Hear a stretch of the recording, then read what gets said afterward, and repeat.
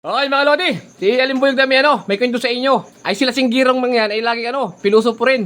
At aanin natin yan, asalagin natin yung kwento na yan. Sige, largay daw tiyo. Alam nyo nga kaibigan, yung maglula ay araw ng linggo.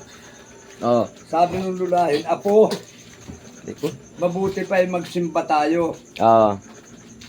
Ay may tama yung bata dito, may bingot. May bingat to. Sabi ng mga, ay mga ununan sa inyo. Ay, masama, Mga simba tayo. Masama no? Oo.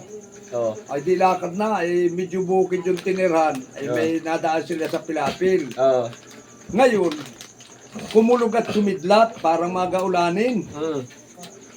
Ay pagkidlat na ganyan, trrrr, biglang nangurus yung lulahin. Ganun mo din no? Trrrr, sabi nung lulahin, Sus Maria Jose, nagngurus din yung bata yung bingot. Oo. Sabi nung may, sweet music. Music naman. Oo, sweet music. Ay di ngayon sabi nung lulahin, ayos di mangurus si Apo ah. Sweet music. Ay di ngayon nagdiretso na ng simbahan. Ngayon, pagdating sa simbahan, nagabigay na ng mga stya. Oo, tiyan, natubuan. Ng pare, sa atin ng pare, katawan ni Kristo. Katawan ni Kristo. Amen. Oh. Katawan ni Kristo. Ay nung pang-apat ay, hindi tinuloy ng pare, iniatras. Nakatapat sa bingot. Doon tumapat sa batang bingot. Oo. Kuwan pare, katawan ni Kristo. Tak! Doon inihulog sa bitak. Paganon, Oo, pagpagan yun, pahaba. Ay sabi ng pare, sabi ng bata, Nuna, angat din si Pangan eh. Bakit? Bakit to? Bakit? Oh, ginawa ang joke box. Parang sinusukan ng Maria din. Angat din si Mother Nuna, ginawa ang joke box. Mga Lodi, okay, atong try natin yung kwento na rin. Ako na may kwento mga Lodi. Sa isang kaharian, may isang hari at may isang prinsesa. Ngayon isang hari na to, naimbitahan sa ibang kaharian. Ay ngayon yung malamaling prinsesa yung kanyang anak, nag-iisang anak yun Ngayon kailangan niya mapagkatiwalaan ang pag-iwanan ng kanyang pinakamamahal na anak na prinsesa. Oo. Ay ngayon, nagpatawag sila tatlo na prinsipe, nagaling sa iba't ibang kaharian. Oo. Ay mataas ang standard nitong prinsesa. Oo. Ayaw magpakasal kahit kanong pogi, pero sabi nung hari, yung tatlong inimbita na prinsipe, galing sa iba't ibang kaharian. Oo. Itong aking anak na prinsesa, ibantayan ninyo. Kasi gusto niyang safe na safe, ganito ganyan, ayaw Oo. mapahamak. Pero pagbalik ko naman, ipinapakako sa inyo, ipapakasal ko kayo.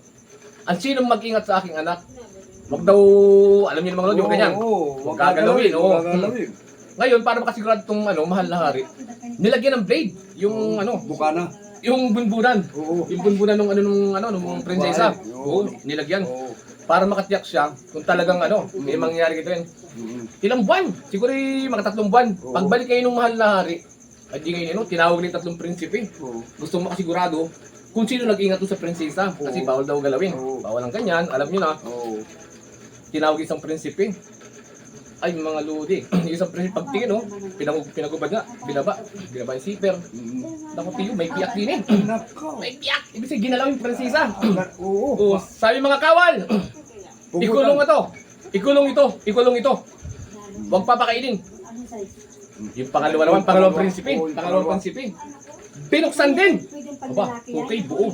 Ay, ang problema tiyo, kinamay ng panay, nung malari. Ikaw na ang karapat-dapat sa aking anak. Mga Lodi. Putol. Dinaliri. Mga kawal, ipakain doon sa buhaya. Pakain doon sa buhaya. Ayun yung pangatlo. Aba, binuksan. Kumplito. Kumplito! Walang tama. Ayun. Kumamay. Sabi, ito ang karapat-dapat talaga sa aking anak. Kinamay Aba, wala ring walang tama, walang putol. Kumplito. Pero nakatungo. Nakatungo. Sabi, ikaw prinsipe, humarap ka sa akin. Parang binabali, kinokongrat niya Ikaw talagang karapat-dapat sa aking anak. Ay, paglingon naman Mami, salamat mo. Ay, may biyak din ito Nadali nung blade. Kinain pala Ayun. Kinain pala tiyo. Wala